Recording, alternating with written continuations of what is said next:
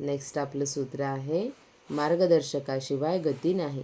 जीवनाच्या प्रवासामध्ये अनेकदा आपण धडपडतो, मार्ग चुकतो आणि हताश होतो.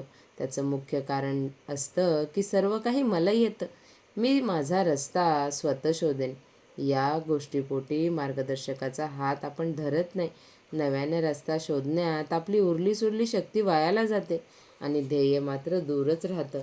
या समस्येवर जगद्गुरू तुकोबराय महाराज म्हणतात की अत्यंत मोलाचा सल्ला देतात. ते म्हणतात, पुढे गेले त्यांचा शोधित मार्ग, चला जाऊ माग घेता आम्ही. याचा अर्थ अत्यंत स्पष्ट आहे.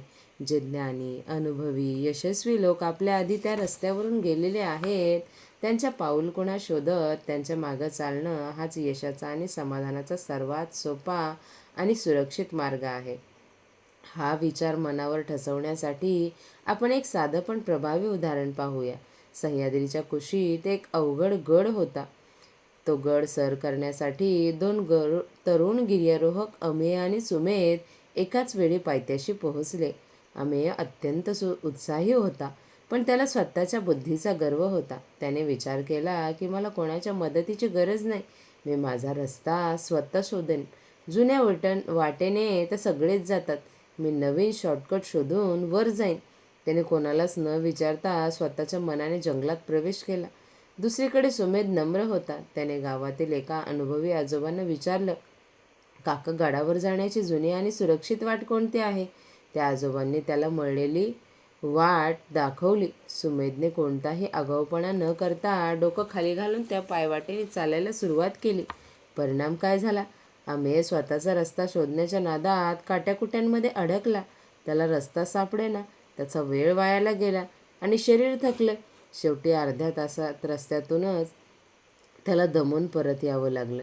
दुसरीकडे सुमेध मात्र त्या आजोबांनी दाखवलेल्या वाटेवरून, जी वाट आधीच अनेक लोकांनी चालून तयार केली होती, सहजपणे गडावर पोहोचला. त्याचा वेळ वाचला, श्रम वाचले आणि त्या गडावरून दिसणाऱ्या दृश्यांचा आनंद घेता आला. इथे सुमेधने तुकोबारायांचे चला जाऊ मग घेता आम्ही हे सूत्र वापरले. त्यांनी रस्ता बनवण्याचे कष्ट केले नाही, तर तयार रस्ता वापरण्याचे शहाणपण दाखवले. तुकाराम महाराज सांगतात की आयुष्यात, व्यवसायात, अध्यात्मात शून्यातून सुरुवात करायची गरज नाही. आपल्या पूर्वसुरींनी, संतांनी आणि यशस्वी लोकांनी त्यांच्या अनुभवांचे प्रचंड भांडवल आपल्यासाठी जमा करून ठेवले आहे. महाराज अभंगात म्हणतात, अमुकही गाठी बांधून भांडवल. म्हणजे त्या थोरा मोठ्यांचे विचार आणि अनुभव हेच आपले खरे भांडवल आहे. जेव्हा आपण आपला जीवपणा म्हणजेच मीपणा बाजूला सारतो आणि एखाद्या मार्गदर्शकाच्या किंवा संतांच्या चरणांचे अनुकरण करतो, तेव्हा जीवनाचा प्रवास कठीण राहत नाही, तो सोपा सिद्ध संत होतो. जन्ममरणाच्या फेऱ्यात असो किंवा संसारातील अडचणी, त्या सोडवण्यासाठी पुन्हा नव्याने प्रयोग करत बसण्यापेक्षा ज्यांनी या अडचणीवर मात केली आहे, त्यांचं ऐकणं केव्हाही फायद्याचं ठरतं. त्यामुळे 42वे जीवनसूत्र आपल्याला हेच शिकवते की आयुष्यात यशस्वी व्हायचं असेल तर एकाकी लढू नका. तुमच्या क्षेत्रातील यशस्वी व्यक्ती, मार्गदर्शक शोधा आणि त्यांनी केलेल्या चुकांपासून शिका आणि त्यांनी दाखवलेल्या मार्गावरून चला.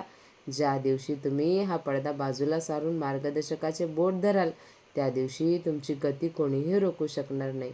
कारण महाराजांनी मळलेली वाट हीच यशाची हमखास वाट असते असे सांगितले आहे. स्वतःचे रस्ते शोधण्यात आयुष्य घालवण्यापेक्षा महाराजांनी तयार केलेल्या राजमार्गावरून चालणे हे शहाणपण आहे. गुरुचे बोट धरले की धुक्यात हरवलेली वाटही स्पष्ट दिसू लागते. यशस्वी व्हायचे असेल तर शून्यातून सुरुवात करू नका. अनुभवाचे आयते भांडवल वापरा. मला सगळं कळतं हा भ्रम प्रगतीचा सर्वात मोठा शत्रू आहे. ज्यांनी डोंगर आधीच चढला त्यांनीच खाचखळगे माहीत असतात. त्यांचे ऐकण्यातच आपला फायदा आहे. अनुकरण आंधळे नसावे, पण अनुकरण श्रद्धेचे असावे, कारण श्रद्धाच तुम्हाला गडावरती पोहोचवते.